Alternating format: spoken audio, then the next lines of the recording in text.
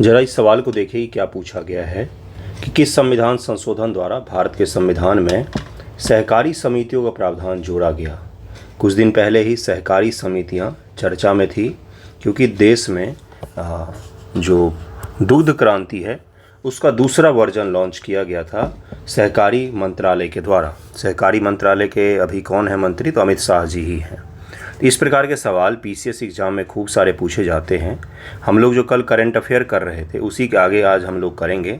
कल हम लोगों ने तुवालू द्वीप तक के सवाल कर लिए थे। तुवालू द्वीप चर्चा में था। ये द्वीप जो है ये समुद्र का जलस्तर बढ़ने के कारण से डूब जाएगा और उसी कारण से मैंने आपको एक क्वेश्चन करवाया था। आप सभी का स्वागत है study for UPSC PCS channel पर। करंट अफेयर के जितने मैंने क्वेश्चंस करवाए हैं बस अब लास्ट होने वाला है। आज या तो लास्ट हो जाएगा आपका या तो नेक्स्ट वीडियो में आपका करंट अफेयर एंड हो जाएगा। उसको रिवाइज़ कीजिए बार बार। पीडीएफ भी मैंने दिया है, पीडीएफ से भी आप रिवाइज़ कर सकते हैं। जितना ज़्यादा हो सके रिवीजन करेंगे उतना ही अच्छा रहेगा आपके लिए। ओके, देखिए आज का पहला सवाल क्या है। कृषि 4.0 के बारे में निम्नलिखित कथनों पर विचार कीजिए। इसे स्मार्ट खेती या डिजिटल खेती के नाम से जाना जाता है। इसमें पारंपरिक कृषि पद्धतियों में IoT, internet of things, AI, machine learning, big data analytics का उपयोग शामिल है। इसका उत्तर हो जाएगा C। कुछ दिन पहले ही एग्रीकल्चर 4.0 ये चर्चा में था। और जो मॉडर्न टेक्नोलॉजी है जैसे इंटरनेट ऑफ थिंग्स हो गया, थिंग्स का मतलब सामान होता है। जो आपका वॉशिंग मशीन हो गया, गीजर हो गया, फ्रिज हो गया, आपका गेट हो गया, लाइट बल्ब हो गए, इन सभी चीज़ों को भी जब हम इंटरनेट से जोड़ देते हैं तो ये कहलाता है IoT। क्या कहलाता है? IoT, इंटरनेट ऑफ थिंग्स कहलाता है। AI तो आप जानते ही हैं। मशीन लर्निंग भी मैंने आपको समझाया था। बिग डेटा एनालिटिक्स वगैरह जो है जब हम इन सभी चीज़ों को जोड़ देते हैं किन चीज़ों से, तो एग्रीकल्चर में प्रोडक्शन को बढ़ाने से, एग्रीकल्चर में फसल कब लगाया जाए, कितना खाद चाहिए, कितना पानी चाहिए, तब जाके ये कृषि 4.0 कहलाता है। अभी ये चीज़ आपको लग रहा होगा कि ऐसा संभव नहीं है, लेकिन फ्यूचर में ये चीज़ भी संभव हो जाएगा। निम्नलिखित कथनों का मिलान करना है आपको। कृषि 1.0 शिकार संग्रह का प्रारंभिक चरण माना जाता है। कृषि 2.0 कृषि में हरित क्रांति को माना जाता है। हरित क्रांति जानते हैं आप लोग। कृषि 3.0 कृषि में औद्योगिक क्रांति माना जाता है। इनमें से कोई सा भी मैच नहीं है, इसका उत्तर D हो जाएगा। उपरोक्त में से कोई सा भी नहीं है। कृषि 1.0 का तात्पर्य था शिकार संग्रह से अस्थायी कृषि की ओर प्रारंभिक संक्रमण। जब हम लोग शिकार संग्रह का काम करते थे और वहाँ से हम लोग कहाँ गए, तो वहाँ से हम लोग गए प्रारंभिक खेती का शुरुआती चरण। जब लोहे का आविष्कार हुआ और खेती करना शुरू कर दिया गया, वहीं का चरण जो है वो कृषि 1.0 कहलाता है, यानी कि प्रारंभिक खेती। ठीक है, जिसके पश्चात खेती के पश्चात क्या हुआ, तो अस्थायित्व आ गया मानवों की आबादी में। मानव एक जगह पर रहकर समाज बसाने लग गए और उसके पश्चात से पॉलिटिकल संस्थाओं का भी जन्म माना जाता है। 10,000 ईसा पूर्व से शुरू होता है, जो पौधों और पशुओं के पालतूकरण द्वारा चिन्हित था। कृषि 2.0 कृषि में औद्योगिक क्रांति 18वीं-19वीं शताब्दी, जो मशीनीकरण, उन्नत फसल चक्र, रासायनिक उर्वरक, कीटनाशकों के उपयोग द्वारा चिन्हित की जाती है। जो औद्योगिक क्रांति आप पढ़ते हैं तो औद्योगिक क्रांति में एग्रीकल्चर का भी योगदान माना जाता है। 1850 का दशक तक वही कृषि चली आ रही थी जो नवपाषाण काल में शुरू हुई थी। नवपाषाण की कृषि 1850 तक चल रही थी, वही पुरानी पद्धति। उसके पश्चात कुछ परिवर्तन अवश्य आए। कृषि 3.0 किसको माना था? हरित क्रांति 20वीं सदी के मध्य में, जिसमें उच्च उपज वाली फसल किस्में, विस्तारित सिंचाई, खाद्य उत्पादन को बढ़ावा देने के कृत्रिम उर्वरक, कीटनाशक, ये सब चीज़ें जब ऐड हो गई तो उसको एग्रीकल्चर 3.0 कहा जाता है। और 4.0 अभी मैंने बताया है, जिसमें AI, मशीन लर्निंग, उसके बाद से इंटरनेट ऑफ थिंग्स, इन चीज़ों का उपयोग किया जाएगा। अगला सवाल है कि when was national clean air programme was launch, तो 2019 में शुरू किया गया। राष्ट्रीय स्वच्छ वायु कार्यक्रम कब शुरू किया गया? तो 2019 में शुरू किया गया है। 2019 में पर्यावरण, वन और जलवायु परिवर्तन मंत्रालय द्वारा लॉन्च किया गया था। आधार वर्ष 2017 था। 2017 की तुलना में हमें पॉल्यूशन को कम करना था। आप देख ही रहे हैं कितना कम हो गया। अभी भी पॉल्यूशन थोड़ी ना है, हम लोग तो बहुत स्वच्छ हवा में सांस ले रहे हैं। अगले 5 वर्षों में भारी माइक्रोमीटर या उससे कम व्यास वाले कण पदार्थ या PM10, महीन कणों 2.5 माइक्रोमीटर या उससे कम व्यास वाले कण पदार्थ PM2.5 की सांद्रता को, कंसंट्रेशन को कम करना था। इसे कम से कम 20% तक कम करने के प्रयास किए जाने चाहिए। इसमें 132 ऐसे शहर शामिल हैं जिन्हें केंद्रीय प्रदूषण नियंत्रण बोर्ड ने प्रदूषण नियंत्रण लक्ष्य हासिल नहीं करने वाले शहरों के रूप में चिन्हित किया था। तो CPCB जो है उसको संचालित करती है, पर्यावरण मंत्रालय है। 2019 में शुरू किया गया था। 2017 की तुलना में हमें पॉल्यूशन को कम करना था। अब लक्ष्य को बढ़ाकर 2026 तक के लिए कर दिया गया है। केंद्रीय प्रदूषण नियंत्रण बोर्ड की स्थापना कब हुई है? तो 1974 ईस्वी में इसकी स्थापना की गई थी। CPCB की 1974 ईस्वी में स्थापना की गई थी। अगला सवाल है कि खनिज सुरक्षा वित्त नेटवर्क की स्थापना कब की गई है? इसको क्या कहा जाता है? Mineral security finance network was establish in. देखिए, दरअसल में यूनाइटेड स्टेट्स ऑफ अमेरिका का एक संस्था है जिसका कुछ दिन पहले ही भारत भागीदार बना है। इसकी स्थापना 2022 ईस्वी में किया गया था। 2022 ईस्वी में किया गया था। इसका उत्तर बी हो जाएगा। खनिज सुरक्षा वित्त नेटवर्क की स्थापना किसके द्वारा की गई है? तो ये संयुक्त राज्य अमेरिका के द्वारा किया गया है। USA के द्वारा किया गया है। खनिज सुरक्षा वित्त नेटवर्क खनिज सुरक्षा साझेदारी से उभरने वाली एक नई पहल है जो 2022 में अमेरिका द्वारा स्थापित एक ढांचा है। इसका उद्देश्य है हिंद प्रशांत क्षेत्र और यूरोप के संस्थाओं को एक साथ लाना। एंटी चीन है ये। आपको अगर सीधी सी एक शब्द में समझाऊं, इन सभी को इकट्ठा करना। चूंकि चीन के पास में रेयर अर्थ मेटल खूब सारे हैं, तो सप्लाई चेन पर वो कंट्रोल हासिल करना चाहता है। जापान के साथ जब कॉन्फ्लिक्ट हुआ तो उसने उसको रेयर अर्थ मेटल देने से मना कर दिया था। तो इसीलिए उसका काट निकालने के लिए अमेरिका के नेतृत्व में एक संगठन बनाया गया जिसमें ये चीज़ है कि भाई मिनरल्स का आसानी से सप्लाई कर पाएँ और उसका फाइनेंस कर पाएँ। इसी को लेकर इसको बनाया गया है। सूचना आदान प्रदान, सह वित्त पोषण को बढ़ावा देना। ये खनिज नवीकरण, ऊर्जा प्रौद्योगिकी जैसे इलेक्ट्रॉनिक वाहन, बैटरी, सौर पैनल, पवन टरबाइन के उत्पादन के लिए महत्वपूर्ण है जो स्वच्छ ऊर्जा की ओर वैश्विक बदलाव के आवश्यक घटक हो गए हैं। खनिज सुरक्षा वित्त नेटवर्क के भाग वाले देशों पर विचार करें। कौन कौन से देश इसका भाग हैं, कौन कौन से देश यहाँ पर भाग हैं, यहाँ पर भी देख सकते हैं आप। इसका उत्तर हो जाएगा डी, यानी कि कनाडा, भारत और अमेरिका है। चीन जहाँ पर भी देखे उसको काट देंगे तो आपको ऑप्शन मिल जाएगा। चीन को मैंने पहले ही बताया आपको कि चीन के खिलाफ ये संगठन बनाया गया है। बोला नहीं जाता है लेकिन वही चीज़ है। ओके, अगला सवाल देखिए क्या है। अगला सवाल है कि आवधिक श्रम बल सर्वेक्षण PLFS इसको क्या कहा जाता है? तो periodic labour force survey report 2023-24 जो है ये किसके द्वारा जारी किया जाता है? तो ये चर्चा में था, पिछले महीने का ही करेंट है ये। इसका उत्तर हो जाएगा बी, राष्ट्रीय सांख्यिकी कार्यालय जो है, नेशनल स्टैटिकल ऑफिस जो है उसी के द्वारा जारी किया जाता है। बी इसका हो जाएगा। आवधिक श्रम बल सर्वेक्षण रिपोर्ट 23-24 के बारे में निम्नलिखित कथनों पर विचार कीजिए। 23-24 सत्र के लिए बेरोजगारी दर 3.2% पर है, अपरिवर्तित रही है। श्रमिक जनसंख्या अनुपात घट गया है अपने देश में। श्रमिक जनसंख्या अनुपात यानी कि worker population ratio is decreasing. ये दो स्टेटमेंट दिया गया है। इसका उत्तर क्या हो जाएगा कि केवल पहला सही है। श्रमिक जनसंख्या अनुपात बढ़ा है, न कि घटा है। वृद्धि की जो प्रवृत्ति है वो भी यहाँ पर देख सकते हैं कि 23-24 में WPR 58.2% थी। पुरुष और महिलाओं के लिए क्रमशः 76 और 40% थी, जो कि बढ़ा है पिछले साल की तुलना में। और इसमें यह भी कहा गया है कि बेरोजगारी दर साल साल कम हो रहा है, ऐसा भी इस रिपोर्ट में कहा गया है। अंतर्राष्ट्रीय सहकारी संघ गठबंधन की स्थापना कब हुई थी? इंटरनेशनल कोऑपरेटिव की बात कर रहा है ये। When was international cooperative alliance was establish? तो ये 1895 ईस्वी में स्थापित हुआ था। 1895 में स्थापित हुआ था। अंतर्राष्ट्रीय सहकारी गठबंधन की स्थापना 1895 ईस्वी में की गई थी। अंतर्राष्ट्रीय सहकारी गठबंधन सहकारी को एक स्वायत्त संघ के रूप में परिभाषित करता है जो संयुक्त स्वामित्व वाले लोकतांत्रिक रूप से नियंत्रित उद्यम के माध्यम से अपनी आम आर्थिक, सामाजिक, सांस्कृतिक आवश्यकताओं, आकांक्षाओं को पूरा करने के लिए स्वेच्छा से एकजुट होते हैं। सहकारिता में स्वेच्छा का बड़ा महत्व होता है। अपनी इच्छा से लोग पार्टिसिपेट करते हैं। किस संवैधानिक संशोधन द्वारा भारत के संविधान में सहकारी समितियों का प्रावधान जोड़ा गया था? किस संविधान संशोधन द्वारा जोड़ा गया था बंधुओं? इसका उत्तर हो जाएगा बी, 97th जो संशोधन है उसके द्वारा जोड़ा गया है। भारत में कार्यरत सहकारी समितियों के संबंध में संविधान में 97वें संशोधन अधिनियम 2011 के द्वारा भाग 9A नगर पालिका के ठीक बाद एक नया खंड 9B जोड़ा गया। ये रोमन में लिखा हुआ है। एक वाला तो जानते होंगे ना, इसको रोमन बोलते हैं। 10 का मतलब ये होता है। इसका ये भी मतलब था कि वहाँ पर शून्य नहीं था, क्योंकि शून्य को ऐसे नहीं लिखते हैं, ऐसे लिखते हैं क्रॉस। ठीक है, आ जाइए इधर, कहाँ चले गए हम लोग। तो इसको ज़रूर ध्यान में रखिएगा, 9B में इसको जोड़ा गया। ओके, शब्द सहकारिता भारतीय संविधान का अनुच्छेद 19(1) में जोड़ा गया है। शब्द सहकारिता को अनुच्छेद 43B सहकारी समितियों के संवर्धन के संबंध में है। इसका उत्तर हो जाए बिल्कुल सही है, दोनों के दोनों कथन सही हैं। मूल अधिकार में भी सहकारिता शब्द को जोड़ा गया, सहकारिता शब्द को जोड़ा गया है, स्वतंत्रता के अधिकार के तहत में जोड़ा गया है। 97 संशोधन अधिनियम 2011 संविधान के भाग 3 के अंतर्गत अनुच्छेद 19(1) में संघों और संगठनों के बाद सहकारिता शब्द जोड़ा गया। यह सहकारी समिति बनाने का अधिकार को मौलिक अधिकार का दर्जा देता है। सहकारी समिति बनाने का अधिकार मौलिक अधिकार है हम भारतीय लोगों का। राज्य के नीति निषेध सिद्धांत भाग 4 में सहकारी समिति को बढ़ावा देने के संबंध में एक नया अनुच्छेद 43B को भी जोड़ा गया है।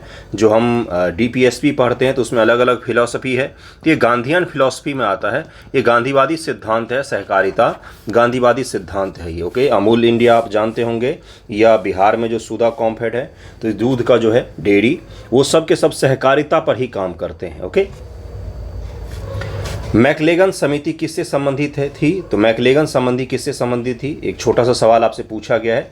इसका उत्तर हो जाएगा बी, सहकारी आंदोलन पर रिपोर्ट दिया था मैकलेगन समिति ने। 1915 में सर एडवर्ड मैकलेगन की अध्यक्षता में एक समिति नियुक्त की गई थी, जिसे यह अध्ययन करने और रिपोर्ट देने का काम सौंपा गया था कि क्या सहकारी आंदोलन सामाजिक और आर्थिक रूप से मजबूत आधार पर आगे बढ़ रहा है। समिति ने पाया कि जनता में निरक्षरता और अज्ञानता, धन का दुरुपयोग, व्यापक भाई भतीजावाद के कारण से सहकारी आंदोलन उस समय कमजोर था। 1915 में सर एडवर्ड मैकलेगन की अध्यक्षता में सहकारी समिति के बारे में सुझाव देने के लिए गठित किया गया था। राष्ट्रीय सहकारी नीति की घोषणा कब की गई? तो 2002 ईस्वी में किया गया। सहकारिता संबंधित कोई भी सवाल आएगा इससे बाहर नहीं आएगा। इस हिसाब से मैंने करवाया है। क्यों करवाया है? क्योंकि अमित शाह जी जो हैं उन्होंने बोला था कि हम फिर से दुग्ध क्रांति 2.0 लॉन्च कर रहे हैं। उसी के बाद ये सारे सवाल मैंने बनाए थे। सहकारिता का पूरा इतिहास भी बताया था आपको न्यूज़पेपर डिस्कशन में। ठीक है, मेंस के लिए भी इंपॉर्टेंट है ये टॉपिक।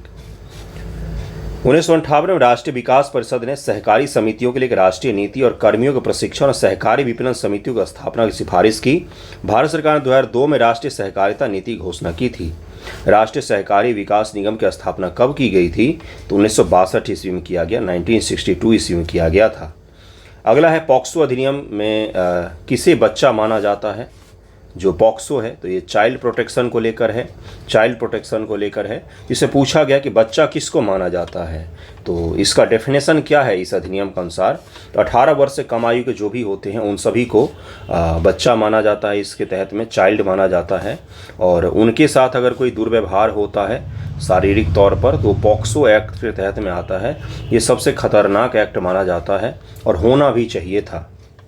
पॉक्सो अधिनियम के अनुसार 18 वर्ष से कम आयु का कोई भी व्यक्ति बालक माना जाता है। अधिनियम में अपराध की गंभीरता के अनुसार दंड का प्रावधान है। बालक बालिका दोनों ही हो सकते हैं। पॉक्सो नियम 2020 के बारे में निम्नलिखित कथनों विचार कीजिए। ये नियम विशेष न्यायालय को बच्चों की राहत आवश्यकता के लिए अंतरिम मुआवजे का आदेश देने की अनुमति देता है। नियम CWC चाइल्ड वेलफेयर कमेटी को जांच के दौरान बच्चों की सहायता के लिए सहायक व्यक्ति उपलब्ध कराने का भी अधिकार देता है। बिल्कुल सही है, दोनों के दोनों कथन यहाँ पर सही दिए हुए हैं। 2020 में इसमें सुधार किया गया था। अगला है क्लेड 1B क्या है? क्लेड 1B हाल ही में चर्चा में रहा था। क्लेड 1B ये पूछा जा सकता है आपसे, बताइए ये क्या है? इसका उत्तर हो जाएगा बंदर चेचक का तनाव है। हिंदी में ट्रांसलेशन गलत है उसका। स्ट्रेन ऑफ मंकी पॉक्स कहा जाता है। मंकी पॉक्स जो कुछ दिन पहले चर्चा में था उसी का एक स्ट्रेन है। स्ट्रेन तो जानते होंगे ना, अलग वर्जन हो जाता है। जैसे कोरोना का अलग अलग स्ट्रेन आता है, स्ट्रेन को इन्होंने गूगल वाले ट्रांसलेशन ने तनाव कर दिया है। स्ट्रेन का मतलब यहाँ पर स्ट्रेन ही है, ठीक है ना, अलग उसका एक मॉडल हो जाता है। वायरस अपना स्ट्रेन तैयार कर लेता है, तो वही वायरस का एक नया स्ट्रेन है 1B। क्लेड 1B क्या है? ये तो मंकी पॉक्स का नया स्ट्रेन है। मंकी पॉक्स का नया स्ट्रेन है। मंकी पॉक्स का ये नया स्ट्रेन है क्लेड 1B, ये याद रखिएगा। उसके ट्रांसलेशन में एरर था, तो इंग्लिश में देखेंगे तो सही रहेगा। मूल MCQ इंग्लिश में ही बना हुआ है, तो इसीलिए हिंदी में आपको कहीं कहीं पर एरर दिखता है। विश्व स्वास्थ्य संगठन के कितने सदस्य हैं? तो 194 है। दरअसल विश्व स्वास्थ्य संगठन ने ही क्लेड 1B के बारे में बताया था कि ये क्या है, तो मंकी पॉक्स का नया स्ट्रेन है। तो इसी के कारण से विश्व स्वास्थ्य संगठन के बारे में सवाल मैंने पूछा है आपसे।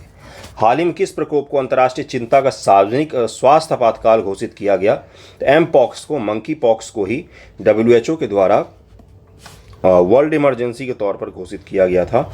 ये फैलने लग गया था बहुत तेज़ी से। ओके, हालांकि बाद में फिर कंट्रोल हो गया।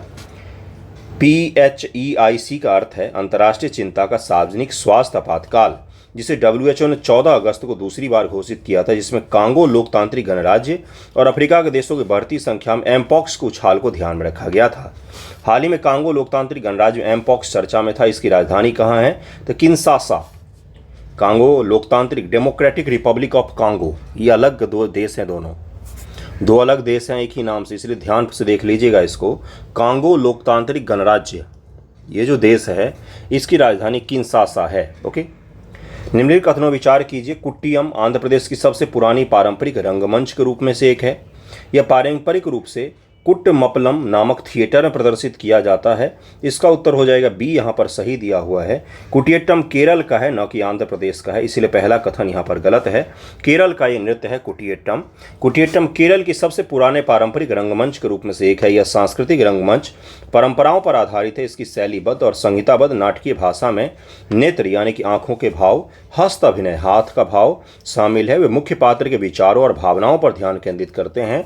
अपने यहाँ के नृत्य जब होती है ना, भारत के मैं नृत्य की बात कर रहा हूँ, कोई भी ले लीजिए, जब उत्तर से दक्षिण तक कहीं पर भी चले जाएंगे, कोई भी पारंपरिक नृत्य होता तो सबसे पहले उसमें होता था, उसमें म्यूजिक की जगह पर कहानी होता है। किसी कहानी के पात्र को लोग प्ले कर रहे होते हैं नृत्य के फॉर्मेट में, और हाव भाव बहुत ज़्यादा मायने रखता है। ठीक है, तो अलग अलग जो नृत्य शैली है, दक्षिण भारत के अलग अलग राज्यों का अलग अलग है, आंध्र प्रदेश का अलग होगा, उत्तर भारत का भी अलग है। यूपी के लिए, यूपी के कौन से नृत्य फेमस हैं? यूपी का कौन सा नृत्य है जो फेमस है, ये आपको पता होना चाहिए। बिहार का कौन सा है? तो ये आर्ट एंड कल्चर में आप पढ़ते हैं, इसको विशेष रूप से याद करके पढ़िएगा। कौन सा देश बिग कैट अलायंस का सदस्य नहीं है? तो इसमें से डी हो जाएगा केन्या। भारत, सोमालिया, निकारागुआ ये सभी हैं। इंटरनेशनल बिग कैट अलायंस में अब तक 4 देश सदस्य हैं, भारत, निकारागुआ, एस्वानी और सोमालिया। एस्वातिनी ये देश है, ये चारों शामिल हैं। बिग कैट अलायंस की घोषणा भारत ने पहले ही की थी, अब उसको आधिकारिक दर्जा दिया जा रहा है और आधिकारिक रूप से भारत ने भी इसमें शामिल हो गया है। भारत की ही शुरुआत थी, पहल थी, अब और भी कई सारे देश शामिल हुए हैं अभी। बड़ी बिल्ली के अंतर्गत आने वाले जानवर कौन कौन से होते हैं? बिग कैट में किनको किनको शामिल किया जाता है? शेर, हिम तेंदुआ, प्यूमा, जगुआर, तो ये सारे ही हो जाएंगे, ये सारे ही हो जाएंगे जिनको बिग कैट्स कहा जाता है। भारत में अब सभी प्रकार के बिग कैट पाए जाते हैं। 7 बड़ी बिल्लियां आती हैं, इनमें बाघ, शेर, तेंदुआ, हिम तेंदुआ, प्यूमा, जगुआर और तेंदुआ, ये सारे आते हैं इसमें। इन 7 को मिलाकर क्या कहा जाता है? Big cats. ठीक है, हाल ही में भारत में जब चीता का पुनर्वास किया गया है, चीता का, तो उसके पश्चात से भारत में अब सभी प्रकार के बिग कैट्स पाए जाते हैं। हाल ही में भारत ने प्रोजेक्ट टाइगर के 50 साल पूरे होने का जश्न मनाया। इसे कहाँ लॉन्च किया गया था? इसे कब लॉन्च किया गया था? तो इसको 1973 में लॉन्च किया गया था। ये 68 बीपीएससी का क्वेश्चन है, 68 बीपीएससी में यही सवाल पूछा गया था। 9 अप्रैल 2023 को भारत के प्रोजेक्ट टाइगर 50 वर्ष पूरे हो गए हैं। हाल ही में विष्णुपद मंदिर चर्चा में था। यह कहाँ पर स्थित है? ये गया में स्थित है विष्णुपद मंदिर। विष्णुपद और महाबोधि मंदिर के लिए गलियारा परियोजनाएं, हाल ही में केंद्रीय बजट 24-25 में इस गलियारा परियोजना का, कॉरिडोर परियोजना का घोषणा किया गया है। जिस प्रकार से विश्वनाथ कॉरिडोर बना है, महाकाल कॉरिडोर बना है, उसी प्रकार से विष्णुपद जो मंदिर है, जो गुप्तकालीन मूल मंदिर माना जाता था, बाद में सिंधिया परिवार ने इसका पुनः निर्माण करवाया था, तो उसी मंदिर को लेकर कॉरिडोर का घोषणा किया गया है। उस कॉरिडोर का निर्माण किया जाएगा, बजट में इसका एलोकेशन किया गया है। विष्णुपद मंदिर, बोधगया, महाबोधि मंदिर के लिए कॉरिडोर परियोजना विकसित करने की योजना प्रस्तुत की गई है। महाबोधि मंदिर और विष्णुपद मंदिर इन दोनों के लिए किया जाएगा। विष्णुपद मंदिर के बारे में निम्नलिखित कथनों विचार कीजिए। सोन नदी के तट पर स्थित है। इसका निर्माण महारानी अहिल्याबाई होलकर के आदेश पर किया गया था। होलकर जो थे, मैंने सिंधिया बोल दिया, अहिल्याबाई होलकर, उनके आदेशों के तहत इनका पुनः निर्माण करवाया गया था। इसका बी हो जाएगा, दूसरा सही है। ये सोन नदी के तट पर नहीं है बल्कि फल्गु नदी के तट पर स्थित है। यह मंदिर भगवान विष्णु को समर्पित है। गुप्त साम्राज्य के दौरान इसका मूल मंदिर माना जाता है, लेकिन बाद में जब ये मंदिर का भग्नावशेष तो था, उस पर होलकर वंश के महारानी अहिल्याबाई होलकर ने इसका पुनः निर्माण करवाया था। वास्तुकला की विशेषता, इसमें लगभग 100 फीट ऊंचा है और 44 स्तंभ हैं। विशाल ग्रेनाइट ब्लॉक मुंगेर के काले पत्थर से बने हैं, लोहे की पट्टियों से जुड़े हुए हैं। इसका निर्माण 1787 महारानी अहिल्याबाई होलकर के आदेश पर किया गया था। बोधगया में मंदिर के बारे में आप विचार कीजिए। मूल मंदिर सम्राट अशोक के द्वारा बनवाया गया था। वज्रासन हीरा सिंहासन मूलतः सम्राट पुष्यमित्र शुंग के द्वारा स्थापित किया गया था। बोध गया में जो महाबोधि मंदिर है उसके बारे में पूछा गया है। 19 का उत्तर क्या हो जाएगा? केवल 1 यहाँ पर सही है, दूसरा गलत है। ऐसा माना जाता है कि यह वह स्थान है जहाँ गौतम बुद्ध को महाबोधि वृक्ष के नीचे ज्ञान की प्राप्ति हुई थी। मूल मंदिर का निर्माण सम्राट अशोक ने 3वीं शताब्दी ईसा पूर्व में करवाया था, जबकि वर्तमान संरचना 5वीं और 6वीं शताब्दी की है। यह गुप्त काल के सबसे प्रारंभिक ईंट मंदिरों में से एक है, जिसने बाद के ईंट वास्तुकला को प्रभावित किया। वज्रासन हीरा सिंहासन मूलतः सम्राट अशोक द्वारा उस स्थान को चिन्हित करने के लिए स्थापित किया गया था जहाँ बुद्ध ने ध्यान किया था और ज्ञान की प्राप्ति की थी। महाबोधि मंदिर को यूनेस्को विश्व धरोहर स्थल के रूप में कब मान्यता दिया गया? तो 2002 में दिया गया है। 2002 में दिया गया महाबोधि मंदिर को। ये विशेष रूप से ध्यान में रखिएगा, ये बिहार स्पेशल भी हो गया और आपका पीटी फैक्ट के रूप में तो इम्पोर्टेंट है ही। संयुक्त राष्ट्र सुरक्षा परिषद की स्थापना कब हुई है? तो 1945 में किया गया है यूएनएससी की स्थापना। तब से इसमें सुधार नहीं किया गया है। कौन सा देश संयुक्त राष्ट्र सुरक्षा परिषद का हिस्सा नहीं है इनमें से? तो कनाडा नहीं है। बाकी जो 5 कंट्री हैं जिसमें अमेरिका शामिल है, रूस शामिल है, चीन है, फ्रांस है, ब्रिटेन है। कौन है? तो ब्रिटेन है। तो ये 5 देश अस्थायी सदस्य हैं। बाकी 10 देश जो हैं वो रोटेशन पर सदस्यता ग्रहण करते रहते हैं अलग अलग रीजन से। कौन सा देश G4 का हिस्सा नहीं है? G4 का हिस्सा नहीं है तो दक्षिण कोरिया G4 का हिस्सा नहीं है। जापान, जर्मनी, ब्राज़ील और भारत इस समूह का हिस्सा है, G4 का हिस्सा है। ये G4 कौन है? तो ये वो देश हैं जो मांग करते हैं कि जो अस्थायी मेंबर हैं किसके? तो यूएनएससी के, उनमें सुधार होना चाहिए, उसकी संख्या बढ़ाई जानी चाहिए। इस G4 में कौन कौन शामिल हैं? तो जापान है, जर्मनी है, ब्राज़ील है और भारत है। ये मांग करते हैं कि हमें भी क्या मिलना चाहिए? सदस्यता मिलना चाहिए। इसके ठीक अपोजिट में कॉफ़ी क्लब है जो मांग करता है कि यूएनएससी में सुधार नहीं होना चाहिए। कॉफ़ी क्लब का सदस्य पाकिस्तान और इटली जैसे देश हैं। ओके, कौन सा देश कॉफ़ी क्लब का सदस्य नहीं है? तो भारत कॉफ़ी क्लब का नहीं है। बाकी पाकिस्तान, दक्षिण कोरिया, अर्जेंटीना जो है कॉफ़ी क्लब में पाकिस्तान, दक्षिण कोरिया, मिस्र, स्पेन, अर्जेंटीना, मैक्सिको, इटली जैसे 13 देश शामिल हैं जो चाहते हैं कि सुरक्षा परिषद का विस्तार न हो, यूएनएससी का विस्तार न हो, उनमें ये देश शामिल हैं। ओके, भारतीय कृषि अनुसंधान परिषद की स्थापना कब की गई थी? तो 1929 में किया गया था। 1929 में किया गया था। ICAR कहा जाता है, Indian council of agriculture research कहा जाता है। कृषि मंत्रालय के तहत में एक बहुत ही शानदार प्रेस्टिजियस रिसर्च के लिए एक बॉडी है। पहला कृषि विज्ञान केंद्र कहाँ स्थापित किया गया था? तो इसका उत्तर हो जाएगा सी, पुडुचेरी में स्थापित किया गया था। ICAR की पहल पर तमिलनाडु कृषि विश्वविद्यालय कोयम्बटूर के अंतर्गत 1974 में पुडुचेरी में पहला कृषि विज्ञान केंद्र स्थापित किया गया था। वर्तमान भारत में लगभग 716 कृषि विज्ञान केंद्र हैं। 16वें एशियाई संगठन सुप्रीम ऑडिट इंस्टीट्यूट का आयोजन किसके द्वारा किया गया? तो इसका उत्तर हो जाएगा बी, भारत के नियंत्रक महालेखा परीक्षक के द्वारा 24 सितंबर 2024 को किया गया है। 16वें एशियाई संगठन सुप्रीम ऑडिट इंस्टीट्यूट कहाँ आयोजित किया गया? तो ये नई दिल्ली में हुआ है। देखिए इसका इंग्लिश में भी पढ़ देता हूँ, यहाँ पर होगा 16th Asian organisation of supreme audit institution was organised by, तो कैग ने इसको ऑर्गेनाइज किया था। दिल्ली में इसको ऑर्गेनाइज किया गया है, जिसमें कैग जो है उसी तरह के जो बाकी संगठन हैं वो सब शामिल होते हैं और अपना अनुभव साझा करते हैं। भारत के वर्तमान कैग कौन है? तो गिरीश चंद्र मुर्मू हैं, शानदार IAS अफसर हैं ये जम्मू कश्मीर राज्य जब बना, लेह लद्दाख वगैरह बना, तो वहाँ पर भी इन्होंने काम किया। भारतीय संविधान का कौन सा अनुच्छेद कैग की स्थापना संबंधित है? तो आर्टिकल 148 है। 147 में सुप्रीम कोर्ट एंड होता है, 148 से कैग शुरू हो जाता है। तथ्य जांच इकाई निम्नलिखित के अधीन कार्य करती है। तथ्य जांच इकाई को क्या कहा जाता है? Fact check unit.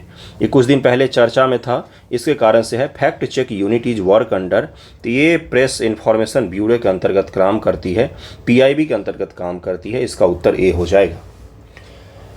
न्यायमूर्ति ने न्यायमूर्ति गौतम S पटेल की राय से सहमति जताई, जो पहले विभाजित फैसला सुनाने पीठ का हिस्सा था, और कहा कि नियम 31BB का माध्यम से IT नियम 2003 में संशोधन संविधान के 14-15 का उल्लंघन है। और उसी के पश्चात उन्होंने बोला था कि फैक्ट चेक यूनिट, सरकार को ये काम नहीं करना चाहिए। फैक्ट चेक यूनिट के सदस्य के रूप में कौन काम करेगा? तो यहाँ पर 1, 2, 3 हो जाएगा। IT मंत्रालय का प्रतिनिधि, मीडिया विशेषज्ञ और कानूनी विशेषज्ञ, ये सब मिलकर काम करते हैं फैक्ट चेक यूनिट के रूप में। हालांकि भारत सरकार के इस चीज़ पर सुप्रीम कोर्ट और हाई कोर्ट ने कई बार सवाल खड़े किए हैं कि सरकार अगर फैक्ट चेक यूनिट स्थापित करने लग जाएगी तो हो सकता है सरकार अपनी आलोचनाओं को दबाने के लिए भी उसको फेक न्यूज़ कह दे, है ना। तो ये क्या होगा, कहीं न कहीं लोगों के मूल अधिकार का उल्लंघन होगा। तो इसके कारण से इस पर कई बार सवाल खड़े किए गए हैं। फैक्ट चेक इकाई के कार्यों पर विचार की ये सोशल मीडिया प्लेटफॉर्म को दिशा निर्देश प्रदान करता है। इंटरनेट सेवा प्रदाता इस इकाई के अंतर्गत नहीं आते हैं। नकली सामग्री के मामले में यह सुरक्षित, इंग्लिश में देखिए, in case of fake content it withdraw safe harbour status.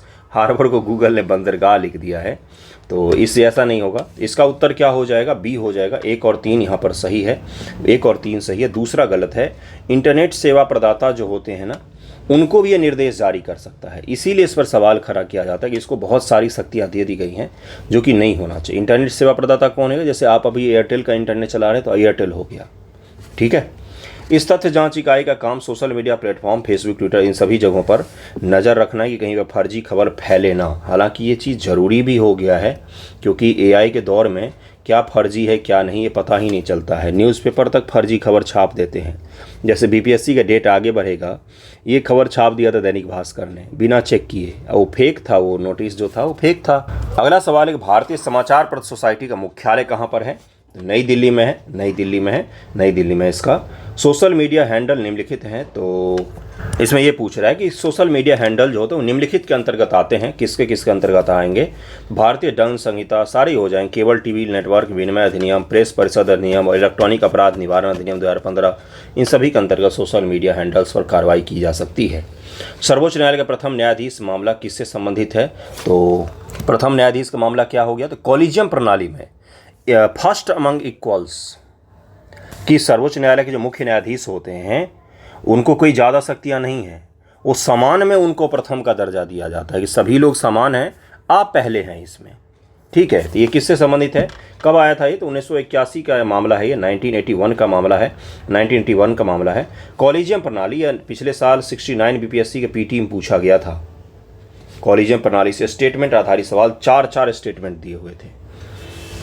यह न्यायाधीशों की नियुक्ति स्थानांतरण की एक प्रणाली है जो सर्वोच्च न्यायालय के निर्णय के माध्यम से विकसित हुई है। इसे संसद के किसी अधिनियम का संविधान के प्रावधान द्वारा स्थापित नहीं किया गया, और यही स्टेटमेंट अगर आप काट देते तो बीपीएससी का आंसर निकल रहा था। कॉलेजियम प्रणाली का विकास, प्रथम न्यायाधीश मामला 1981 है। इसमें माना गया कि न्यायिक नियुक्तियों और स्थानांतरण भारत के मुख्य न्यायाधीश के सुझाव की प्राथमिकता को ठोस कारणों से खारिज किया जा सकता है। न्यायाधीश को कोई बहुत ज़्यादा शक्तियाँ नहीं हैं, वो फर्स्ट अमंग इक्वल्स हैं। ये मामला बड़ा ही चर्चित है, इसको विशेष रूप से ध्यान रखिएगा, 1981 का मामला है। कॉलेजियम प्रणाली सुप्रीम कोर्ट के ही आदेशों के माध्यम से विकसित हुई है, कोई संविधान में यह प्रावधान नहीं इसको लेकर, और ना तो संसद के द्वारा कोई एक्ट बनाया गया है। सर्वोच्च न्यायालय में कॉलेजियम प्रणाली किस मामले में शुरू की गई थी, तो द्वितीय न्यायाधीश मामला जो 1993 है, उसके पश्चात से कॉलेजियम प्रणाली सुव्यवस्थित तरीके से शुरू की गई। परामर्श का वास्तविक अर्थ होता है सर्वसम्मति। इस मामले में सर्वोच्च न्यायालय ने आगे कहा कि मुख्य न्यायाधीश की व्यक्तिगत राय नहीं होगी, बल्कि सर्वोच्च न्यायालय के 2 वरिष्ठतम न्यायाधीशों के परामर्श से ली गई एक संस्थागत राय होगी, यानी कि आपको उसमें मानना पड़ेगा। उच्च न्यायालय के कॉलेजियम का अध्यक्ष कौन होता है, तो ये होते हैं उच्च न्यायालय का मुख्य न्यायाधीश, हाई कोर्ट के मुख्य न्यायाधीश होंगे। वर्तमान में भारत के वर्तमान मुख्य न्यायाधीश कौन है, तो अब तो चेंज हो गया है, इसका उत्तर क्या हो जाएगा, उस समय का है ये, अब तो चेंज हो गया है, अब तो संजीव खन्ना जी हो गए हैं 51 में मुख्य न्यायाधीश। भारत के वर्तमान मुख्य न्यायाधीश कौन थे, तो अब तो 51 हो गया है, अब तो 51 में हो गए हैं, 51 में हो गए हैं संजीव खन्ना जी। वर्तमान में सर्वोच्च न्यायालय में कितने न्यायाधीश हैं, तो 33 हैं, 33 हैं। भारत के मुख्य न्यायाधीश की नियुक्ति कौन करता है, तो ये करते हैं राष्ट्रपति महोदय करते हैं, राष्ट्रपति महोदय करते हैं। हाल ही में राष्ट्रीय उपलब्धि सर्वेक्षण NAS खबरों में था, यह किससे संबंधित है, तो ये सीखने का मूल्यांकन से संबंधित है। सीखने का मूल्यांकन संबंधित है कि बच्चे कितना सीख रहे हैं, उसी संबंधित है NAS, राष्ट्रीय उपलब्धि सर्वेक्षण इसको कहा जाता है, राष्ट्रीय उपलब्धि सर्वेक्षण इसको कहा जाता है। राष्ट्रीय उपलब्धि सर्वेक्षण किसके द्वारा आयोजित किया जाता है, तो ये किया जाता है CBSE के द्वारा किया जाता है, CBSE के द्वारा किया जाता है, सेंट्रल स्कूल एग्जामिनेशन बोर्ड जो है, केंद्रीय माध्यमिक शिक्षा बोर्ड जो है, उसी के द्वारा किया जाता है। किस संगठन ने राष्ट्रीय उपलब्धि सर्वेक्षण के मूल्यांकन ढांचा उपकरण विकसित किए हैं, तो उपकरण जो विकसित किया हुआ NCERT ने, यानी कि किस आधार पर करना है, ये एनसीईआरटी ने किया है। करता कौन है, तो सीबीएसई करता है, सीबीएसई करता है, सीबीएसई करता है। तो ये दोनों हो गए, लेकिन इसका बैकएंड है एनसीईआरटी, जो उपकरण यानी कि किस किस पैमाने पर आपको करना है और काम कौन करता है, तो सीबीएसई करता है। विशेष रूप से ध्यान में रखिएगा, इसको विशेष रूप से ध्यान में रखिएगा। मैं इसका इंग्लिश में ही बता देता हूँ कि नेशनल अचीवमेंट सर्वे इसको कहा जाता है। अचीवमेंट सर्वे आप जरूर ध्यान में रख पाएंगे। अचीवमेंट का मतलब जैसे आपका भी अचीवमेंट होता है ना, कि भाई कितना इंप्रूवमेंट हुआ है, कितना नहीं, उसी प्रकार से बच्चों का अचीवमेंट सर्वे है, जिसको क्या नाम दिया जाता है कि राष्ट्रीय उपलब्धि सर्वेक्षण। एनसीईआरटी और सीबीएसई मिलकर ये करती है। राष्ट्रीय उपलब्धि सर्वेक्षण के बारे में बताना, यह स्कूल के वातावरण, शिक्षण प्रक्रिया, छात्रावास की जानकारी एकत्र करता है। यह केवल सरकारी स्कूलों के पूरे स्पेक्ट्रम को कवर करता है, तो केवल 1 सही हो जाएगा, केवल 1 सही हो जाएगा। इसमें भारत के पूरे सहकारी स्कूल, राज्य और केंद्र सरकार दोनों, सहकारी प्राप्त स्कूल, निजी स्कूल, सब कोई शामिल होते हैं। जितने स्कूल हैं देश में सब शामिल होते हैं, राज्य सरकार का भी, केंद्र सरकार का भी, सरकारी सहायता प्राप्त स्कूल हो गया, निजी स्कूल हो गया, सब कुछ शामिल होते हैं। उन सभी का सर्वे किया जाता है। राष्ट्रीय उपलब्धि सर्वेक्षण में कितनी भाषाओं का प्रयोग किया जाता है, तो 22 भाषाओं का उपयोग किया जाता है। 22 भाषाओं में आयोजित किया जाता है राष्ट्रीय उपलब्धि सर्वेक्षण। अंतर्राष्ट्रीय बिग कैट अलायंस की स्थापना कब की गई थी, तो 2024 में किया गया था। 2024 में किया गया था, 2024 में किया गया। इंटरनेशनल बिग कैट अलायंस का मुख्यालय कहाँ पर है, तो भारत में है, इसका मुख्यालय भारत में है।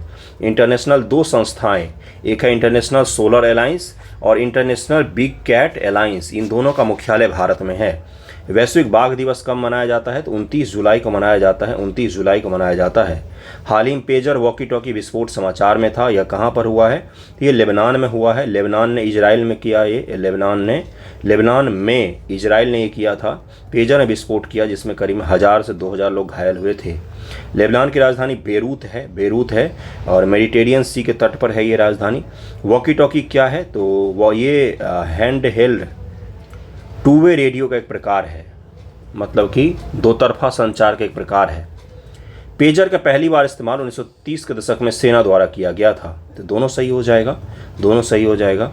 पेजर जो होते हैं ये 1 वे भी होते हैं और नए एडवांस पेजर जो हैं 2 वे संचार भी होता है। ठीक है, कौन सा देश लेबनान के साथ सीमा साझा नहीं करता है बंधुओं, तो जॉर्डन की सीमा लेबनान के साथ नहीं लगती है, इजराइल की लगती है, सीरिया की लगती है। इसका उत्तर सी हो जाएगा। निम्नलिखित संचरण प्रकारों पर विचार कीजिए। कंप्यूटर से प्रिंटर तक अर्धद्वैध प्रकार का संचरण है। मैंने पढ़ाया था कि मोबाइल से मोबाइल पर बात कर रहे हैं तो किस प्रकार का संचार है वो। अगर रेडियो है तो किस प्रकार का संचार है, आप रेडियो केवल सुन सकते हैं, उसमें बोल तो नहीं सकते ना। पेजर है तो किस प्रकार का संचार है। टेलीफोन संचार का सरल प्रकार है, मैं इंग्लिश में भी इसको बताऊंगा, ऐसे कंफ्यूज थोड़ी ना होना है इस चीज़ों में, पूछा जाएगा। ये साइंस एंड टेक का सबसे शानदार टॉपिक है ये। कितना नंबर सवाल है, 5 नंबर सवाल है। देखते हैं जरा इसको इंग्लिश में क्या कहा जाता है। कंप्यूटर टू प्रिंटर, कंप्यूटर से printer is half duplex type transmission. Telephone is simplex type of communication. Simplex, duplex, half duplex, अलग अलग प्रकार होते हैं ट्रांसमिशन के। और ऐसा नहीं है कि साइंस बैकग्राउंड चाहिए, मैंने करंट अफेयर में पढ़ाया था, चर्चा में था ये। अब मुझे ज़रा इसका उत्तर बताइए, यहीं पर बताइए इसका उत्तर क्या हो जाएगा, क्योंकि हिंदी में कठिन हो जाता है साइंस एंड टेक पढ़ना गुरु, पढ़ाना मेरे लिए कठिन हो जाता है, पढ़ना तो होगा ही। दोनों यहाँ पर गलत दिया हुआ है, इसको ज़रा इंग्लिश में ही पढ़ेंगे तो वही सही रहेगा। सिंप्लेक्स संचार एक तरफा है, एक समय में केवल एक ही पक्ष संचार कर सकता है, उदाहरण के लिए कंप्यूटर से प्रिंटर। पेजर हाफ डुप्लेक्स, यद्यपि द्विदिशात्मक, मतलब दोनों तरह का संचार एक साथ नहीं होता है, एक समय में केवल एक ही पक्ष संचार कर सकता है, उदाहरण के लिए वॉकी टॉकी। एक आदमी बोला, उसे वो बोलेगा ओवर आउट, दूसरा बोलेगा फिर सुनाई देगा। पूर्ण द्वैध संचार द्विदिशात्मक एक साथ होता है, दोनों एक ही समय संवाद कर सकते हैं, सुन सकते हैं, उदाहरण के लिए टेलीफोन हो गया, जो फ़ोन पर आप बात करते हैं उसमें दोनों तरफ से एक ही समय बोल सकते हैं आप। Simplex communication is 1 way, only one party can transmit at a time, example के कंप्यूटर टू प्रिंटर और पेजर हो गया। Half duplex, although bidirectional communication is not simultaneously only one party can, एक बार में एक ही आदमी बोल सकता है, इसको हाफ डुप्लेक्स कहा जाता है।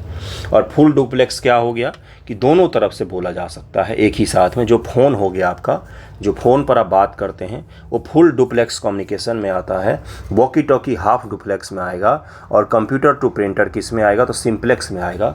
वन वे एक तरह का ट्रांसमिशन होता है इसमें, ये तीनों ध्यान में रहेगा, सिंप्लेक्स, हाफ डुप्लेक्स और फुल डुप्लेक्स। इलेक्ट्रॉनिक कम्युनिकेशन में जिन्होंने इंजीनियरिंग किया होगा वो ये सब चीज़ें डिटेल में पढ़ते हैं। निम्नलिखित कथनों विचार कीजिए। पेजर वायरलेस डिवाइस है जो संदेश प्राप्त करते हैं और प्रदर्शित करते हैं। पेजर टावरों द्वारा प्रेषित रेडियो संकेतों पर निर्भर नहीं होते हैं। इसका उत्तर हो जाएगा ए। ये पेजर जो होते हैं ना, ये टावरों द्वारा रेडियो संकेत दिया जाता है उसी का आधार पर ये काम करते हैं, लेकिन इनमें जीपीएस वगैरह जो नहीं लगा होता है ना, इनको ट्रैक कर पाना बहुत मुश्किल होता है। इसीलिए आज भी कई सारे जगहों पर जहाँ पर टेलीफोन नेटवर्क नहीं पहुँचते हैं वहाँ पर पेजर का उपयोग किया जाता है। दुनिया में सबसे ज़्यादा पेजर का उपयोग यूके के, ब्रिटेन के हेल्थ सिस्टम में किया जाता है, जहाँ पर डॉक्टरों के पास पेजर रखना अनिवार्य होता है कि ऐसी जगह पर जहाँ पर मोबाइल नहीं होगा, इंटरनेट नहीं होगा, वहाँ पर भी डॉक्टरों से इमरजेंसी कंडीशन में कम्युनिकेट किया जा सकता है, उनको बुलाया जा सकता है। तो पेजर का उपयोग आज भी होता है कहाँ पर, तो ब्रिटेन के हेल्थ सिस्टम में किया जाता है, और भी कई सारे जगहों पर सेनाएँ भी करती हैं, क्योंकि ट्रैक कर पाना इसको बहुत मुश्किल होता है। वन वे पेजर उपयोगकर्ता को बीप या कंपन के माध्यम से संकेत करते हैं। वन वे पेजर संदेशों का उत्तर भी दे सकते हैं। दो तरफा पेजर स्मार्टफोन की तुलना में कम कार्यात्मक होते हैं। इसका एक और 3 हो जाएगा क्योंकि दूसरा गलत है।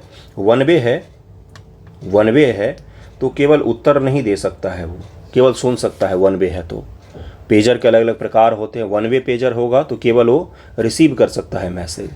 टू वे होगा तो फिर वो उत्तर भी दे सकता है। ओके, पेजर के बारे में सारे सवाल मैंने करवा दिए हैं, इससे बाहर नहीं आएगा पेजर लेबनान वाले टॉपिक से। हाल ही में कैंसर मूनशॉट इवेंट चर्चा में था। यह कहाँ पर आयोजित किया गया था, तो ये यूएसए में हुआ था। भारत के प्रधानमंत्री जब वहाँ पर गए थे तो जो बाइडेन के द्वारा जो भारत और अमेरिका की बैठक थी उसमें अलग से एक कैंसर मूनशॉट इवेंट ऑर्गेनाइज किया गया था। मेज़बानी किसने की, तो ये किया जो बाइडेन ने किया है। ठीक है, जो बाइडेन का ही ये नाम है। प्रधानमंत्री मोदी ने डेलावेयर के विलिंगटन में क्वाड लीडर समिट के दौरान राष्ट्रपति जोसेफ आर बिडेन, जिनको जो बाइडेन जूनियर द्वारा आयोजित क्वाड कैंसर मूनशॉट कार्यक्रम में भाग लिया और वहीं पर भाग लिया था। क्वाड का मुख्यालय कहाँ पर है, तो इसका उत्तर हो जाएगा डी, उपरोक्त में से कोई भी नहीं। क्वाड का कोई मुख्यालय नहीं है। कैंसर मूनशॉट घटनाओं का फोकस क्षेत्र क्या था, तो गर्भाशय ग्रीवा कैंसर जिसको कहा जाता है वही था इसका मुख्य फोकस का रेंज, वही था। इसी को लेकर चर्चा किया गया है।